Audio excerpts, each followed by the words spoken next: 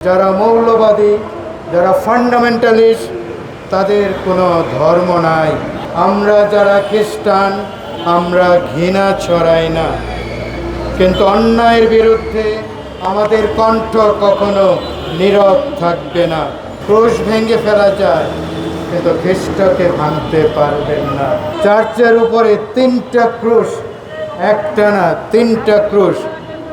আমার মনে হয় ওখানে আরও ক্রুশ থাকলেও তারা ভেঙে ফেলত, এবং এই ক্রুশগুলোকে অনেক অসম্মানের সাথে, অনেক অপমানের সাথে ভাঙা হয়েছে। যে ক্রুশকে আমরা দেবতার মতো পূজা করি, আমাদের পায়ের কোনো স্পর্শ লাগলে আমাদের অন্তর ভেঙে যায়, সেই ক্রুশকে তারা আঘাত করেছে। প্রিয় ভাই বোনেরা, আমরা যারা সংখ্যায় কম এই বাংলাদেশে, হিন্দু, বৌদ্ধ, খ্রিস্টান, ক্ষুদ্র জাতিগোষ্ঠী, সংবিধানে আমাদের অনেক অধিকারের কথা বলা হয়েছে। বাংলাদেশের সংবিধান, ভারতের সংবিধান, সংবিধান হলো পবিত্র সংবিধান, কিন্তু আমরা যারা সংখ্যায় কম, সেই অধিকার আমরা এই বাংলাদেশেও না, ভারতেও না, পাকিস্তানেও না, আমাদের সেই অধিকারগুলো আমরা ভোগ করতে পারি না। আমাদের যারা সংখ্যায় বেশি, তাদের দ্বারা আমরা অনেক নিপীড়িত, অনেক নির্যাতিত। প্রিয় ভাই বোনেরা, একটা কথা মনে রাখবেন, যারা এই ধরনের আচরণ করে, যারা মৌলবাদী, যারা ফান্ডামেন্টালিস্ট, তাদের কোনো ধর্ম নাই। তাদের ধর্ম থাকলে তারা এইভাবে করতে পারতো না।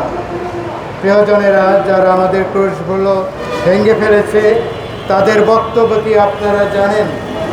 তাদের বক্তব্য হলো, এই পাড়ায় হিন্দুরা বেশি, তাদের বাড়ি ঘর বেশি, এখানে কেন গির্জা হবে? কেন মন্দিরের পাশে কি গির্জা হতে পারে না? মসজিদের পাশে কি গির্জা হতে পারে না? আমাদের বাংলাদেশে, ভারতে অনেক উপাসনালয় আছে, যেখানে সব ধর্মের লোক একসাথে প্রার্থনা করতে পারে। প্রথমত, এই ঘটনার আমরা তীব্র প্রতিবাদ ও নিন্দা জানাই। দ্বিতীয়ত, দোষীদের আইনের আওতায় এনে দৃষ্টান্তমূলক শাস্তি দাবি করি। তৃতীয়ত, আমরা প্রতিশোধ না, আমরা কোনো প্রতিশোধ নেব না, কিন্তু আমরা ন্যায় বিচার চাই। চতুর্থ, আমরা যারা খ্রিস্টান, আমরা ঘৃণা ছড়াই না, কিন্তু অন্যায়ের বিরুদ্ধে আমাদের কণ্ঠ কখনো নীরব থাকবে না। পঞ্চম, আমাদের খ্রিস্টানদের উপর যুগে যুগে অনেক নির্যাতন, অনেক নিপীড়ন হয়েছে, কিন্তু আমরা ঈশ্বরে বিশ্বাস করি, ঈশ্বর আমাদের সহায়। এবং শেষে যেটা বলতে চাই, ক্রুশ ভেঙে ফেলা যায়, কিন্তু খ্রিস্টকে ভাঙতে পারবেন না। চার্চকে আঘাত করা যায়, কিন্তু খ্রিস্টানরা পিছিয়ে থাকবে না।